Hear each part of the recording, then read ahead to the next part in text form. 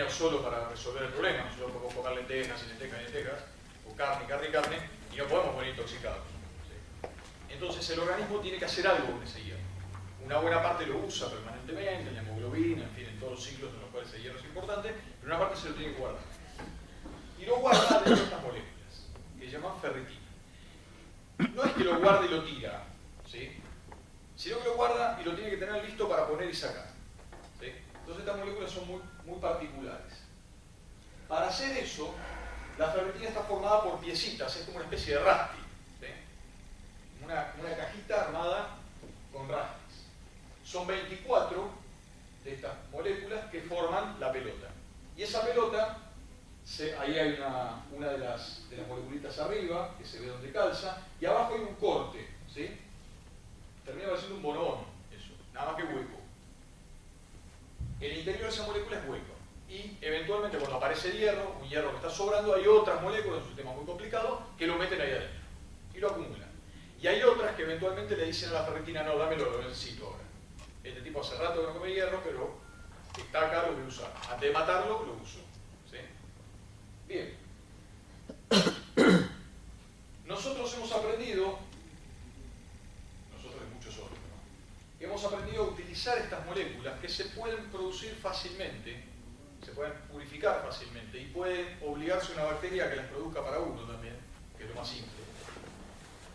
Hemos aprendido a vaciarlas completamente. La naturaleza ya sabe hacer eso, ¿sí? Pero nosotros hemos aprendido a hacerlo en el laboratorio, vaciar esas moléculas. Y llenarlas no con hierro, porque eso lo hace la naturaleza. Yo no voy a inventar nada nuevo. La naturaleza estuvo 1000 millones de años evolucionando para hacerlo eficientemente. Hemos aprendido a llenarlas con otros metales que la naturaleza nunca vio en su vida. No hay ninguna especie que haya evolucionado sumergida en oro, ¿sí? O sea que esta molécula nunca vio oro en su vida, durante su evolución. Nosotros hemos aprendido a llenarla con oro, con plata, paladio, cobre, níquel, para hacer diferentes cosas. No viene al caso de una lista extensiva, pero hemos podido fabricar pequeños imanes adentro. Y esos imanes justamente pensados en realidad para dos funciones. Uno, el tema de la hipertermia. Uno es, dado que esta molécula es una molécula que está en el organismo, al organismo no le va a molestar tener ferritina adentro. Porque es un problema, uno puede inyectar cualquier cosa en un organismo porque se dispara todo el sistema inmune, que provoca tremendas reacciones que pueden ser peligrosas o hacer inútil lo que uno metió adentro, ¿sí? Porque lo ataca el sistema inmune. En cambio, una molécula como esta pasa desapercibida porque el organismo ya la conoce, no le molesta que esté ahí. Si lleva adentro una especie de bomba de tiempo, que es esta partícula magnética, uno la podría llevar a un determinado lugar, por ejemplo el vaso o el hígado, que son lugares donde suele haber mucha de esta, y atacar un tumor ahí adentro de una manera bastante más específica, sin matar al pobre paciente con una quimioterapia, que muchas veces no es la única solución que tiene disponible. Otra posibilidad es llenarla con elementos de contraste. No sé si alguno de ustedes ha hecho una resonancia magnética, pero muchas veces la resonancia magnética implica que a uno le inyectan una sustancia para que haga el contraste, para que se pueda ver blanco sobre negro, ¿sí? Esa sustancia circula en el organismo, se acumula de alguna determinada manera y uno entra en el tomógrafo y se ve la imagen por contraste. Estas moléculas son ideales para llevar sustancias de contraste de un lado al otro, y en particular a el hígado, el vaso y el cerebro. Más aún, no voy a entrar en detalle porque es muy largo, hemos logrado correlacionar el material que está dentro en la ferritina natural, que es un óxido de hierro, pero no es un único óxido de hierro, son mezclas de óxido de hierro, con determinados estadios de la enfermedad de Alzheimer. Lo que hemos descubierto, ahí sí lo uso en primera persona del plural porque lo hemos descubierto nosotros, es que el material, el óxido de hierro que está ahí adentro es la magnetita justamente, mayoritariamente magnetita, que es el óxido magnético, ¿sí? Es un fenómeno que ya se había observado fenomenológicamente, o sea que se había simplemente observado. ¿Por qué? Porque cuando un paciente va para que le hagan una resonancia magnética con sospecha de Alzheimer, es muy común que el técnico que hace la resonancia magnética no le dé elemento de contraste, no le inyecte, porque sabe que el cerebro de un paciente de Alzheimer se ve muy fácilmente, sin necesidad de elemento de contraste, y eso es por la presencia de elementos magnéticos dentro del cerebro, magnetita por ejemplo. Lamentablemente, si bien la enfermedad puede ser controlada, es un estadio bastante avanzado cuando comienza a aparecer inclusiones de magnetita relativamente serias. La presencia de la magnetita es como una especie de la basura que quedó después del daño que otras moléculas produjeron al cerebro, que son en definitiva lo que provoca el comportamiento del paciente de Alzheimer. ¿Sí? Bien.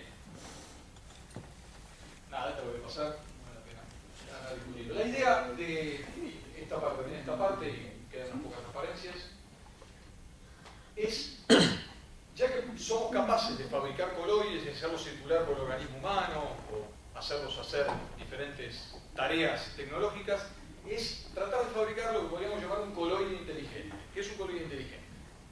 Un coloide inteligente es un coloide, o sea, una suspensión de partículas como esa, más o menos esféricas, podrían de otra forma, en un medio continuo, podría ser un líquido, que cumplan varias funciones y que de alguna manera las cumplan de manera automática.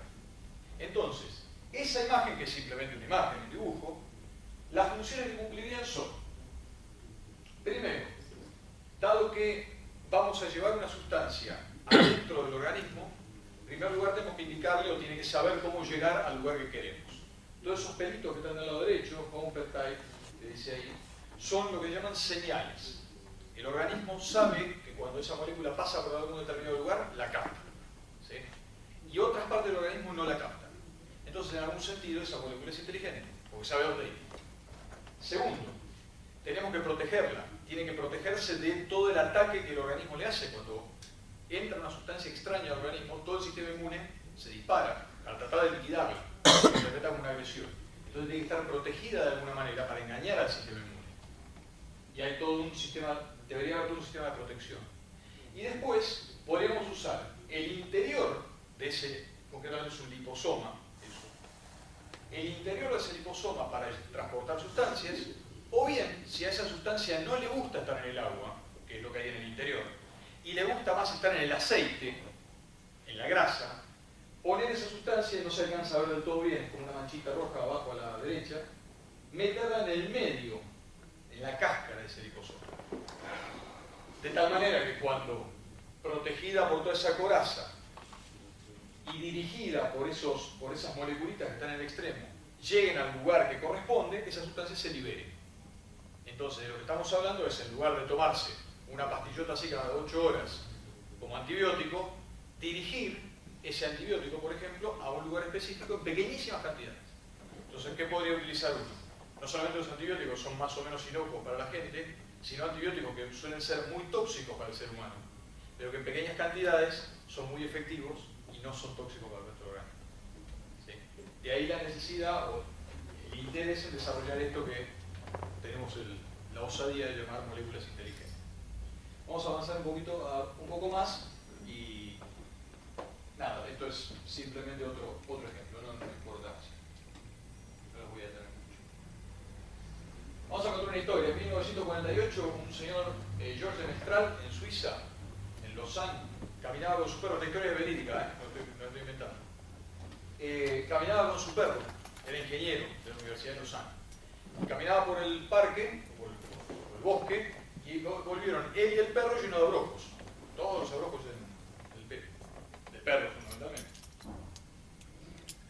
Si uno mira ese abrojo con un poco de detalle, va a alcanzar a ver el abrojo y parte del pelo del perro de George. Ahí.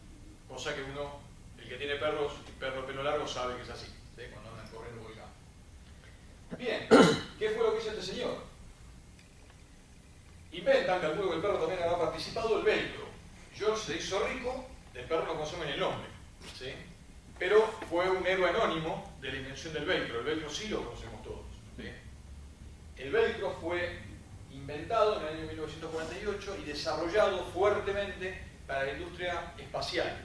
El velcro fue la sustancia, el material, no es una sustancia, sino la estructura que utilizaban los astronautas para pegarse contra las partes de la nave espacial con seguridad. Es tan fuerte que un astronauta se anima a quedar pegado con eso y no atado fuertemente con una soga, sin miedo a perderse en el espacio. El velcro, mirado microscópicamente, se parece en muchos sentidos al abrojo, que es la parte de abajo, ¿sí?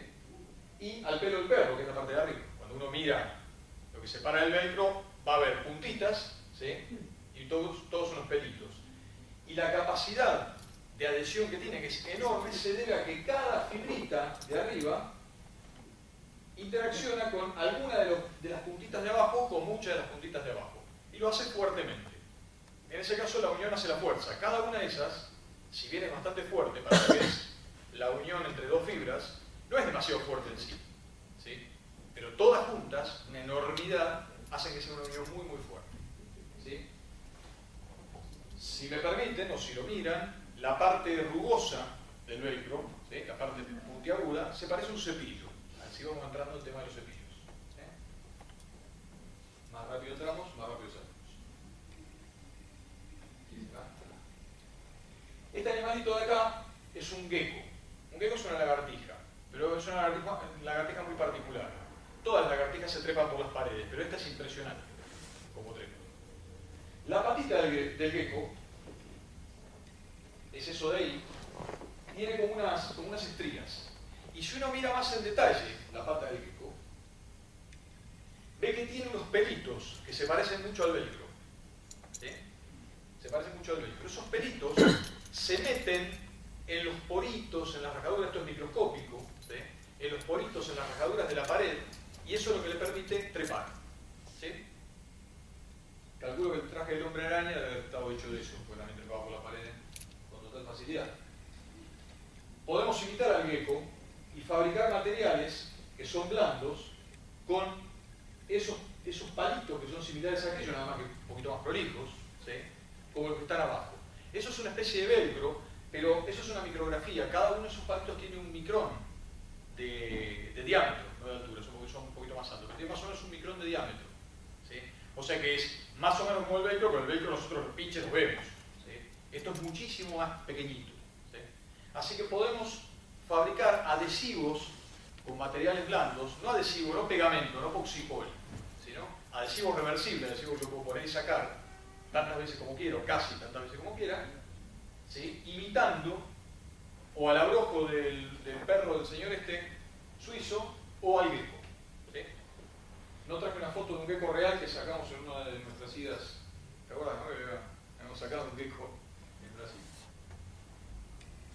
Una de nuestras idas a hacer experimentos. Esto que están acá vamos a empezar a verlo por la parte verde. Lo que ustedes están viendo ahí es la superficie de una hoja de la flor del loto, ¿sí? O nuestro más conocido IUP, ¿sí? la variante correntina de la flor del loto. Lo que tiene arriba es una gota. Sin entrar demasiado en detalle, porque no viene al caso las definiciones, notan que tiene una forma muy redondita, ¿sí? La gotita está bien formada. Intuitivamente, espero, pueden decirme que no, y lo charlamos de otra manera, uno podría imaginar que con solo tocar la gota, esa gota se va a salir. No está agarrada, está apenas parada en una pequeña superficie, si quieren en un puntito, ¿sí? O sea que a esa gota no le gusta estar en contacto con la flor del loto, con la hoja del lirupeo de la flor del loto, no le gusta. Si miramos en detalle la hoja, vemos que es toda una selva de montañitas.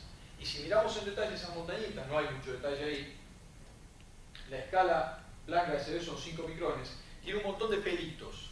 Esos pelitos son, técnicamente hablando, pelos hidrofóbicos. Hidrofóbico significa que no le gusta el agua, ¿sí? Eso es lo que hace que a la gota no le guste estar demasiado en contacto y que se meta para adentro, ¿sí? Se meta para adentro y trate de estar lo menos en contacto posible con la hoja del IUP. De esa manera la hoja del IUP se mantiene con una cantidad de agua controlada y puede flotar. Porque si tomase mucha agua se hundiría. Bien. Ahora podemos imitarla a la hoja del IUP o a la hoja del loto. Podemos fabricar una superficie como la que está en la sección F de ahí abajo a la derecha, que como ven también la gota apenas se apoya. Pero no es simplemente un pedazo de plástico. Si ustedes lo hacen con un pedazo de plástico también van a ver que la gota apenas se apoya.